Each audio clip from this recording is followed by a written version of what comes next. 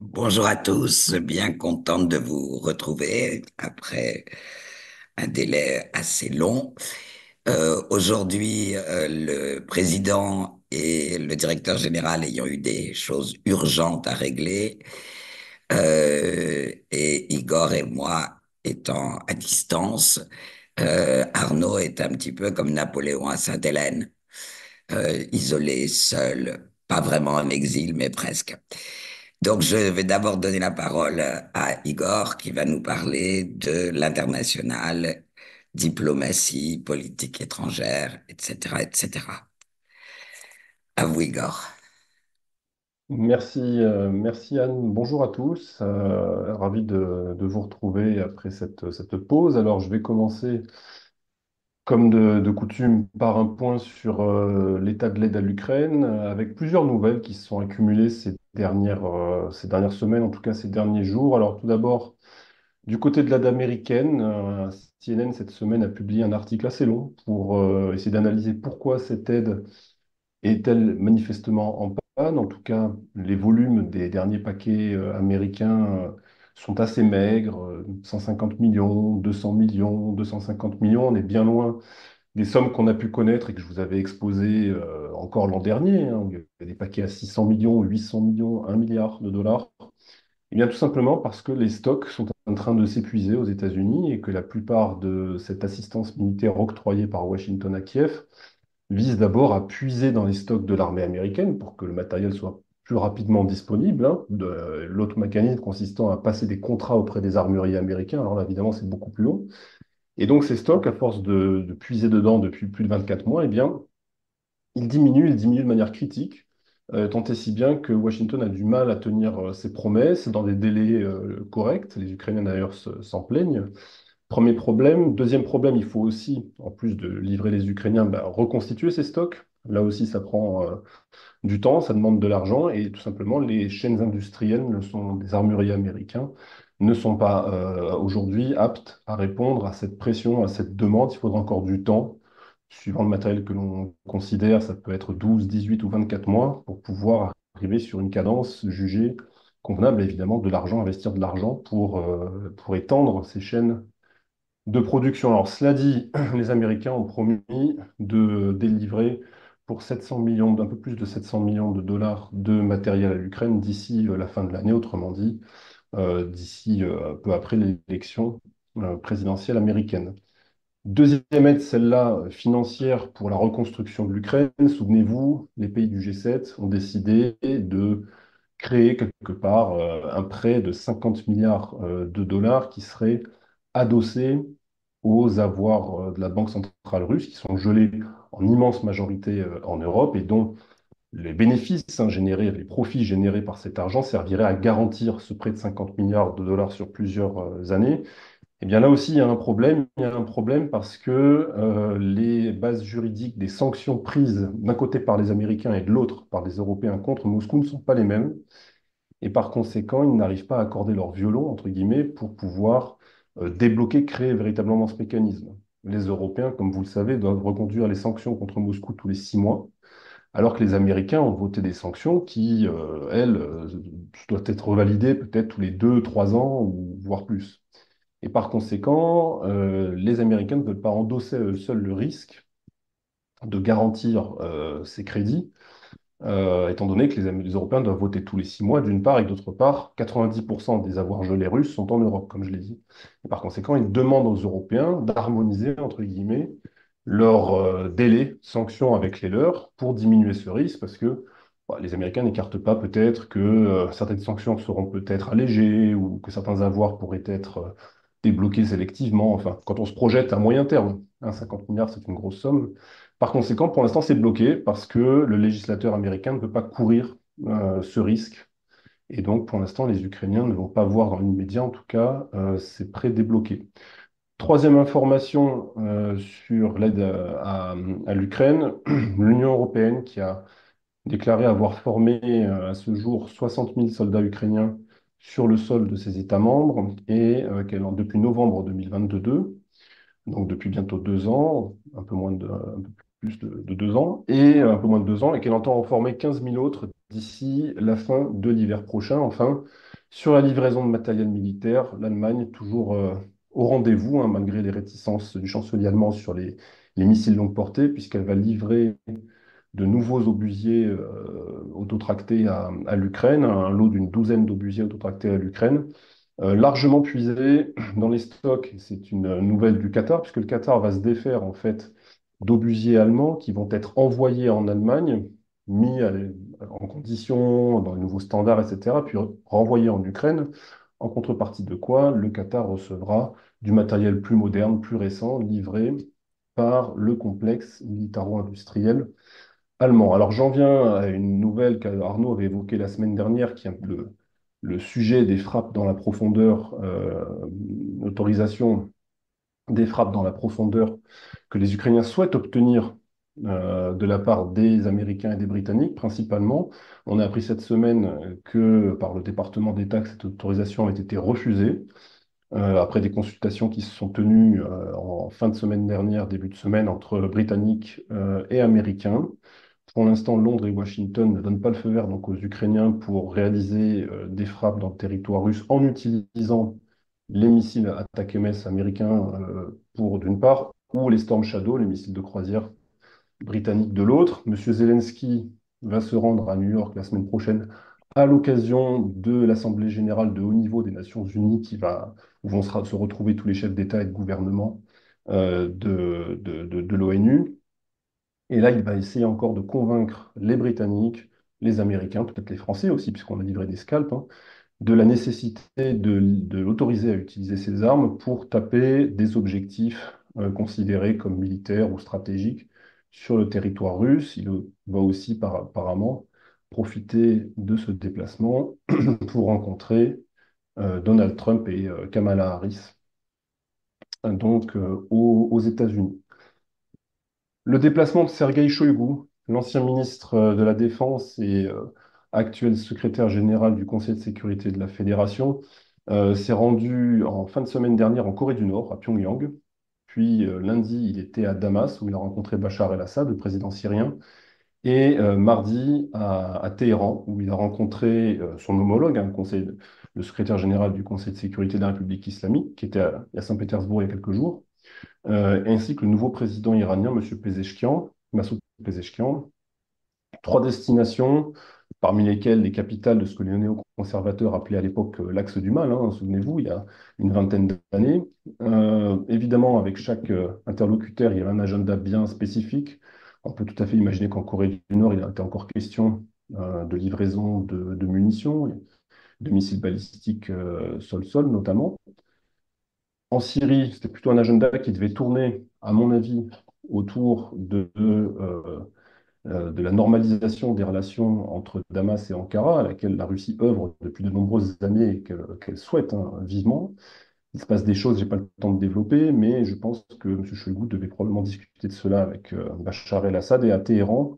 Deux principaux sujets, à mon avis. Un, la finalisation du partenariat stratégique global, donc cet accord, cette feuille de route stratégique entre Russes et Iraniens qui doit durer sur une vingtaine d'années, hein, l'ancien accord étant arrivé à échéance en 2021. Et deuxième sujet, le Caucase du Sud, avec la frontière entre l'Arménie et l'Iran, le fameux corridor qui doit relier l'Azerbaïdjan à l'enclave du Nakhitchevan. Et là, il y a un sujet de divergence entre Moscou et Téhéran sur l'approche de cette question. Une autre tournée, celle du chancelier allemand, M. Olaf Scholz, en Asie centrale, c'est sa première tournée ces derniers jours, puisqu'il était en Ouzbékistan le 15 septembre. Alors là, principalement pour des pourparlers avec un accord qui a été signé pour fournir un cadre migratoire aux relations bilatérales entre l'Ouzbékistan et l'Allemagne. L'Allemagne, en fait, on le sait, a problème de population, population qui vieillit, problème de cadre, et donc elle cherche à attirer une main-d'œuvre qualifiée est formée, et donc elle s'est tournée pour aller aussi vers l'Asie centrale, et en Asie centrale vers l'Ouzbékistan. Deuxième étape dans cette tournée, le Kazakhstan, le lendemain, le 16 septembre, où il a rencontré Monsieur le Président Tokayev. Là, c'était plutôt les questions de sécurité énergétique qui ont dominé l'agenda des discussions. Le Kazakhstan, qui est le principal partenaire économique de l'Allemagne sur la zone Asie centrale, avec 4 milliards d'euros de commerce échangé l'an dernier. Alors, il y a quand même eu une phrase qui nous a tous un peu interpellés lors des discussions, en tout cas des communications entre les deux chefs d'État et de gouvernement, c'est celle de M. Tokayev, une phrase qui a été relevée par de nombreux observateurs. Alors je le cite, il a dit: «C'est un fait que la Russie est invincible sur le plan militaire. La poursuite de l'escalade aura des conséquences irréparables pour toute l'humanité et surtout pour tous les pays directement impliqués dans le conflit russo-ukrainien.» Fin de citation. M. Tokayev déplore que l'accord d'Istanbul de mars 2022 était une occasion ratée, c'est comme ça qu'il l'a qualifié, hein, pour mettre rapidement un terme au conflit. Cela dit, il ne désespère pas qu'une solution diplomatique soit trouvée. Monsieur Scholz, cela étant dit en passant, s'est exprimé dimanche dernier sur la chaîne allemande ZDF et il a déclaré notamment, je cite, qu'il était temps de discuter de comment sortir au plus vite de la guerre. Donc là aussi, on voit qu'à Berlin, on cherche, on livre des obusiers, on refuse toujours de livrer des missiles taurus, mais on s'active manifestement pour essayer de trouver une issue diplomatique. Du côté du nucléaire, un développement que j'ai relevé qui était lié à un entretien qui était accordé à Raciska Gaziat par le responsable du polygone d'essais nucléaires de Nouvelle-Zambes, qui a déclaré que son site était prêt pour la reprise des essais en plein air, si jamais l'ordre était donné par Vladimir Poutine de reprendre ses tests. La Russie n'a réalisé plus aucun essai nucléaire depuis 1991.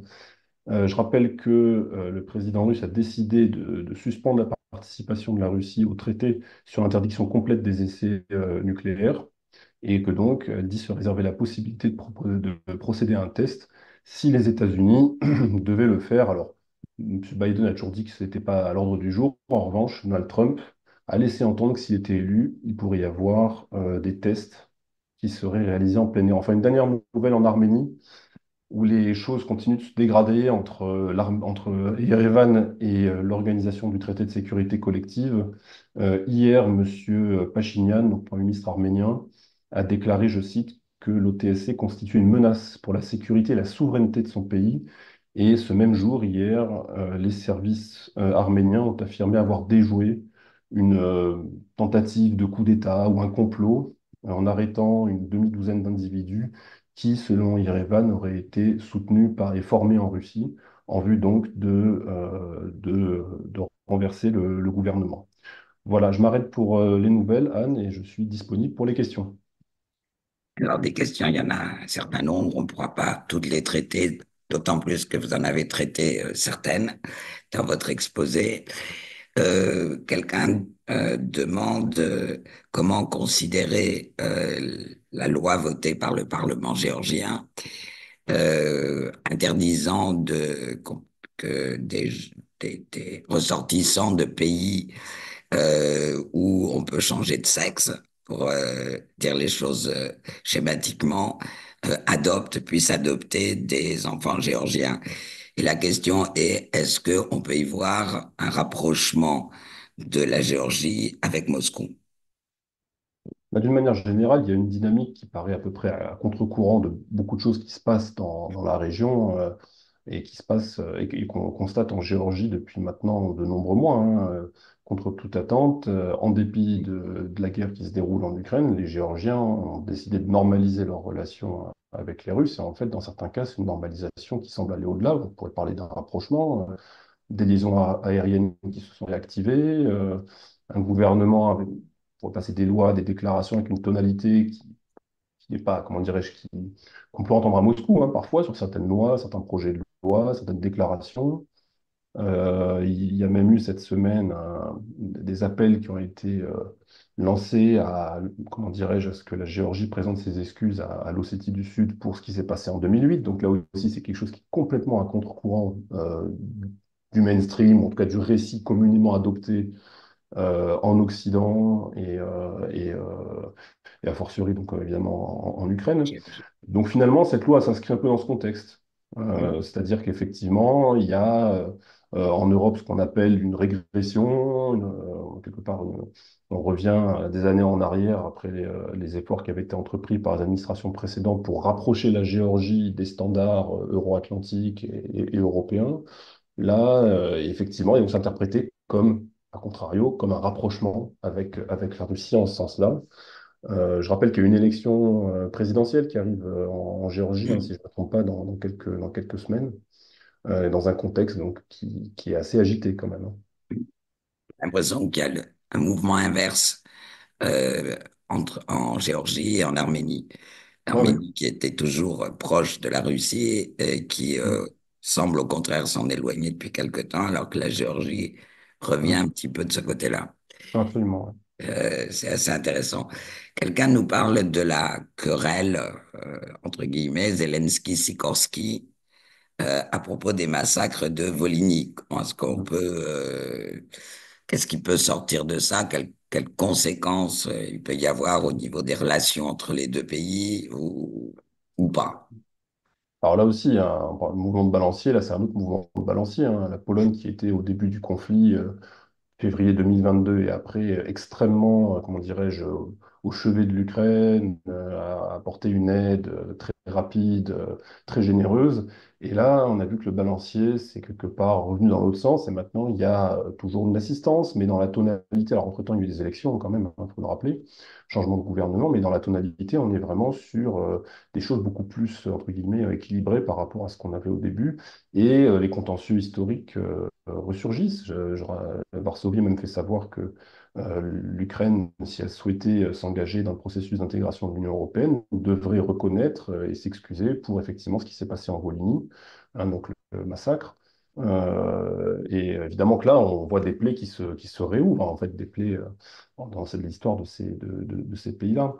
Euh, il y avait avant ça un contentieux sur les céréales et l'agriculture, dont j'ai parlé assez longuement dans Tout des à fait. séances précédentes, hein, avec les Polonais qui ont été les premiers à tirer la sonnette d'alarme sur ce qu'ils considéraient comme un dumping qui était réalisé, exercé par le blé importé, enfin les céréales importées d'Ukraine via la Pologne pour ensuite arriver sur le marché européen avec des prix qui défiaient toute concurrence, puisqu'ils ils n'ont pas soumis aux règles du marché unique et qui a été la première donc, à demander des mesures à Bruxelles, et en l'absence de mesures de la part de Bruxelles, à prendre des mesures de manière unilatérale et en coordination avec la Roumanie, avec d'autres pays qui estimaient souffrir de ce qui était considéré comme une concurrence déloyale. Par conséquent, voilà, il y a des dossiers qui se sont un petit peu accumulés comme ça, effectivement. Et comment est-ce que comment est-ce qu'on peut interpréter ou quelles peuvent être les suites de la nomination comme commissaire de la défense de l'ancien Premier ministre lituanien par Madame von der Leyen? Alors, il y a eu lui, et puis il y a Madame Kaja Kallas, donc ancienne Tout chef à de fait. gouvernement en Estonie, qui va prendre la succession de Monsieur Borrell. Bon, bah, c'est pas vraiment une surprise, je dirais, c'est dans la continuité assez logique des choses, hein, et de la tendance générale, hein. Donc, on va avoir comment dirais-je, des gens qui incarnent une position extrêmement dure à l'égard de la Russie, qui vont être aux affaires à Bruxelles, hein, j'entends. Et donc, bon, ça paraît à peu près, je dirais, en cohérence avec ce qui se passe maintenant depuis au minimum 24 mois, si ce n'est pas plus. C'est là que Monsieur Scholz va avoir peut-être des problèmes, des difficultés à faire Ouais, discuter ouais. euh, de. Effectivement, M. Scholz va se sentir, surtout si jamais ces rumeurs autour d'un plan de paix ou sur lequel méditerait M. Scholz sont avérées, hein. Effectivement, ça va peut-être le mettre un peu plus en porte-à-faux à l'égard de la Commission. Il y a des gens comme effectivement, peut-être M. Orban qui vont subir encore plus peut-être de pression, le cas échéant. Tout à l'heure, je parlais de la question du prêt de 50 milliards, par exemple. Bon, on se souvient que la Hongrie s'était fait tordre le bras par Bruxelles Mhm. pour voter le paquet de sanctions, le dernier paquet de sanctions.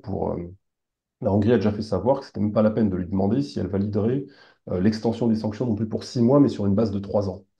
Ce qui est un petit peu dans l'air finalement si on veut rentrer, si on veut harmoniser la base juridique des sanctions entre Européens et Américains et ce que demandent finalement les Américains pour avancer sur ce projet de crédit de 50 milliards. M. Orban a déjà dit, moi, au moins jusqu'à l'élection américaine, je ne validerai rien de la sorte.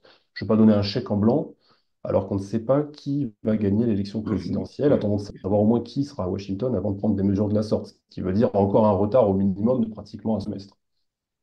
Et vous avez parlé tout à l'heure des discussions entre Washington et Londres suite aux déclarations de Vladimir Poutine.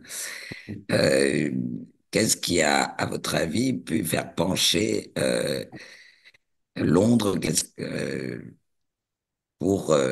parce que Londres avait l'air vraiment tout à fait décidé à donner son accord. Qu'est-ce qui a pu être décisif?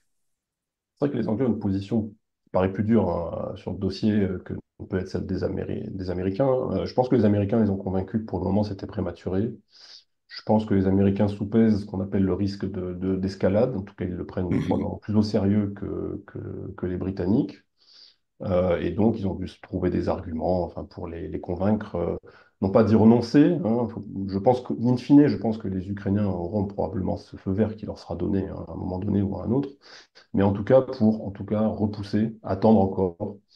D'autre part, on a vu que sur le terrain, les Ukrainiens arrivent à taper au-delà de 300 km, mais avec des drones. Hein. Vous avez vu ce qui s'est passé dans la région de Oui, Tver avec l'explosion d'un énorme dépôt de munitions. Bon, c'est 450 km depuis la partie orientale de l'Ukraine.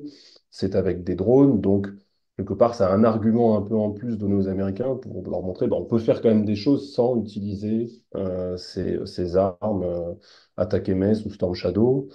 Il y a aussi l'histoire de la flotte de F-16, enfin la flotte entre guillemets de F-16 qui doit arriver progressivement en service. Là aussi, qu'est-ce qu'on va mettre comme missile dessus? Ça va augmenter la portée. Est-ce qu'on va les utiliser? Bon, la tendance générale quand même, et lorsqu'on regarde comment les choses se sont déroulées depuis 24 mois, démontre que, in fine, les Ukrainiens finissent par obtenir, même si c'est après avec beaucoup de retard, en tout cas ce qu'ils considèrent comme du retard, hein, le matériel ou les autorisations ou les choses. Donc, je pense qu'in fine, ils auront peut-être hein, ce feu vert, mais pour l'instant, ce n'est manifestement pas le cas.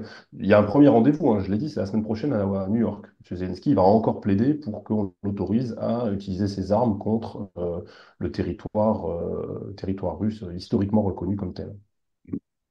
dernière question qui revient un petit peu sur le sujet de la nouvelle composition de la Commission européenne. On nous demande si cette nouvelle composition a été commentée en Russie. Alors, probablement que oui, il y a eu des grands papiers dans la presse, mais je ne peux pas vous donner la teneur exacte des grands points. C'est pas forcément ce que j'ai regardé dans l'immédiat cette semaine. D'accord. Merci beaucoup et on va demander à Arnaud de prendre la suite Merci Madame la Présidente, par intérim. par intérim. Quelques mots d'économie, avec d'abord quelques brèves, quelques chiffres et un sujet important, d'ailleurs aux confins de l'économie et de la politique intérieure, j'y reviendrai. Alors, une nouvelle qui n'est plus tout à fait fraîche puisqu'elle date de vendredi dernier, mais c'était après notre précédent briefing, le relèvement du taux directeur de la Banque centrale de 18 à 19% afin de contenir l'inflation qui, je cite Madame Nabiulina, la présidente de la Banque centrale, est à un niveau inacceptable. Alors aujourd'hui, l'inflation est à peu près 8%. La Banque centrale de Russie s'attend à une inflation située entre 6,5 et 7% à la fin de l'année. Et pour l'année prochaine, autour de 4,5%, ce qui paraît assez optimiste. Parmi les chiffres qui ont attiré mon attention cette semaine, celui des salaires des chauffeurs. Les sites de recrutement russes relèvent une hausse de plus de 60% par rapport à l'année dernière. Aujourd'hui, un chauffeur se voit proposer un salaire de 125 000 roubles, c'est 1200 euros environ, contre 76 000 l'année dernière, et c'est à rapporter au salaire moyen qui était au premier semestre de 83 000 roubles. Donc la pénurie de main-d'œuvre se traduit, on le voit, par des hausses de salaire assez spectaculaires pour certaines catégories de la population. Le gouvernement russe qui réfléchirait à une importante revalorisation des allocations de maternité, qui aujourd'hui représente 40% du revenu moyen du parent concerné, généralement, souvent c'est la mère, avec un plafonnement à 49 000 roubles. Eh bien, ce plafonnement pourrait être relevé à 50% des derniers revenus et puis à 60% en 2026. On voit que la question démographique reste une préoccupation majeure pour les autorités qui s'agitent beaucoup, j'y reviendrai dans la partie politique, mais qui réfléchissent aussi à de nouvelles mesures d'incitation financière. 70 établissements d'enseignement supérieur en Russie qui envisagent d'ouvrir des cursus spécifiquement dédiés aux drones. Alors, il y en a déjà quelques-uns et par exemple, 36 étudiants ont intégré ce cursus au MFTI. Le MFTI, c'est l'Institut de physique et de technique de Moscou, qui est sans doute enfin, l'équivalent de Polytechnique ici. Donc, on voit qu'il y a une massification de l'enseignement et de l'enseignement supérieur afin de former des opérateurs, notamment, mais pas seulement, également des personnes qui sont capables, je pense, de créer des drones civils et militaires en Russie. Puisqu'on est dans les technologies, quelques mots du projet d'équivalent russe de Starlink, la constellation satellitaire. La Russie envisage de déployer un système équivalent et elle a chiffré ce projet à 445 milliards de roubles d'ici 2030. On parle de près de 400 satellites à déployer dans les prochaines années pour ce système spécifique. Enfin, un chiffre relatif au crédit hypothécaire. On a appris que la durée moyenne des prêts aujourd'hui en Russie atteignait 22 ans et 4 mois. Alors c'est à peu près comparable à ce qui se passe en France, sauf qu'évidemment, avec des taux d'intérêt à 20% ou plus, vous imaginez le coût final des achats de biens en Russie.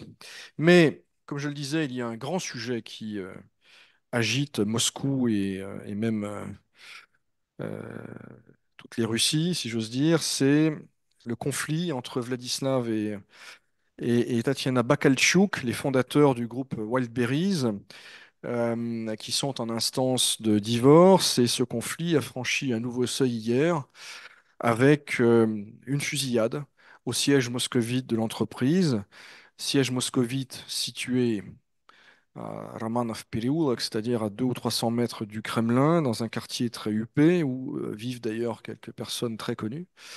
Il y a eu donc 2 morts, des vigiles. Alors pour mémoire, le couple Bakaltchouk, euh, c'était une success story jusqu'à une date récente, en tout cas dans le domaine des affaires.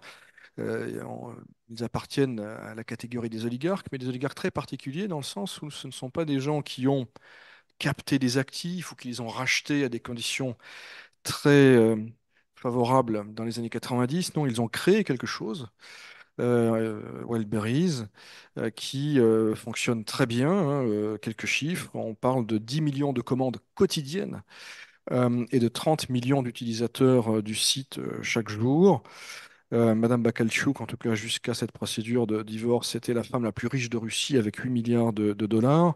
Donc ce divorce qui tourne mal est en train de devenir une affaire euh, assez scandaleuse dont tout le monde parle en Russie. Pourquoi? Parce que, évidemment, cette affaire qui défraie la chronique politico-mondaine, elle rappelle, et c'est le sens de la plupart des commentaires qu'on entend ou qu'on lit aujourd'hui, elle rappelle fâcheusement les années 1990 avec leurs dérives bien connues. Elles mettent en évidence aussi la fragilité de l'acquis finalement. Depuis les années 90, la fragilité des nouvelles pratiques dans le monde des affaires.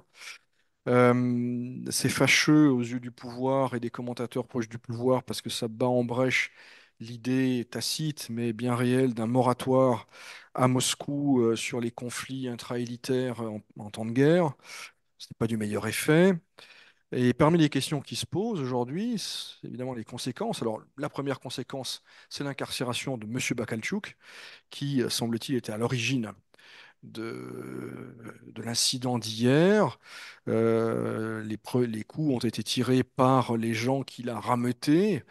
Euh, euh, Ça, c'est le premier point, mais il y aura peut-être des conséquences politiques. En tout cas, c'est à suivre. Pourquoi? Parce que M. Bakalchouk, cet été, était allé à Grozny pour rallier à sa cause Ramzan Kadyrov, qui avait effectivement soutenu, verbalement en tout cas, M. Bakalchouk.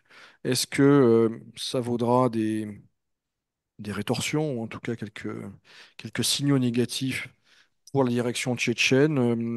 On verra. En tout cas, c'est une affaire, encore une fois, dont tout le monde parle aujourd'hui à Moscou et qui est extrêmement fâcheuse en termes symboliques pour le gouvernement. J'en viens aux nouvelles politiques, avec d'abord toujours quelques brèves et là aussi un sujet important et symbolique.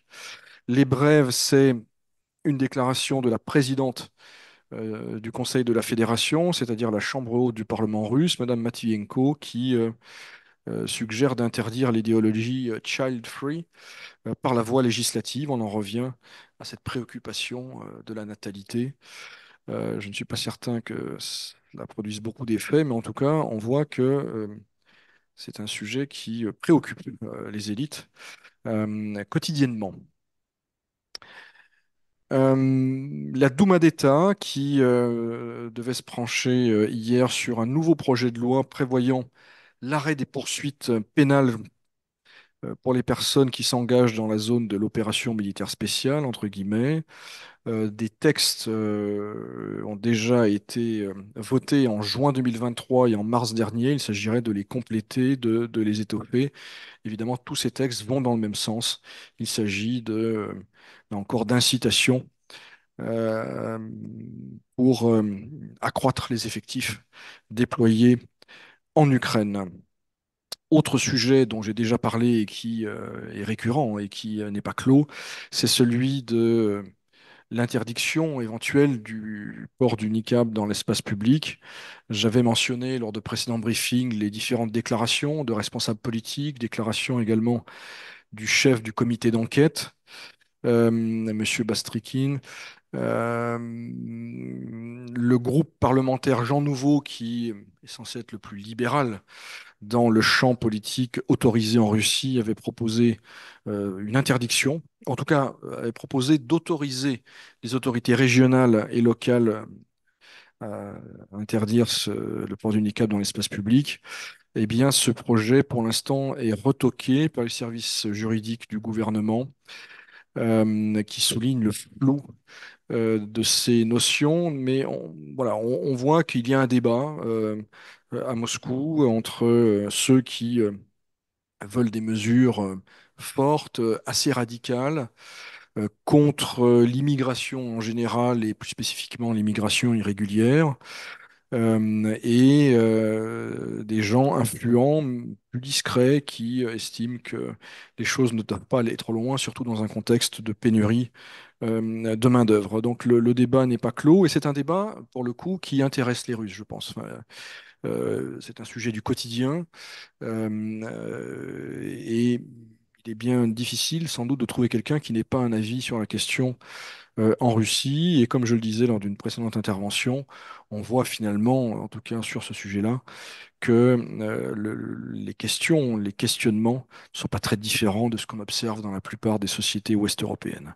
Mais le grand sujet de ces derniers jours, dans le domaine politique, c'est la controverse, c'est un euphémisme, qui oppose diverses chapelles de l'opposition dite hors système, l'opposition réelle et radicale au pouvoir en place en Russie, opposition en exil, je le précise.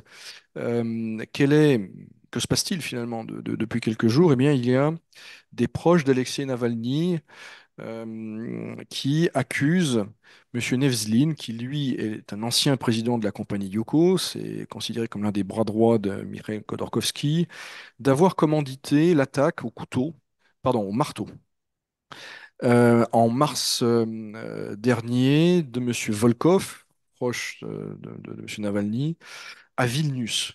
Cette affaire avait fait beaucoup de bruit, je crois d'ailleurs qu'Igor l'avait évoqué. Monsieur Volkov s'en était tiré, et à l'époque, on avait beaucoup glosé sur l'éventuelle implication des services secrets russes, du FSB, dans cette tentative d'assassinat. Or, depuis quelques jours, on assiste à un grand déballage de la part des proches de feu Monsieur Navalny, qui disent avoir des preuves, et notamment des traces d'une correspondance électronique de Monsieur Nevzlin, qui aurait donc commandité cette attaque.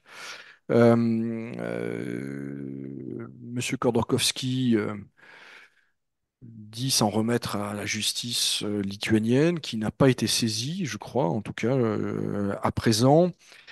Mais voilà, cette affaire, là aussi, elle est très fâcheuse, évidemment, pour l'opposition hors système, qui est très divisée entre plusieurs personnalité rivale, Monsieur Yachine, qui a été libéré dans le courant de l'été dans le cadre d'un échange avec Monsieur Karamurza d'ailleurs, l'épouse, la veuve de Monsieur Navalny, Volkov, etc., etc.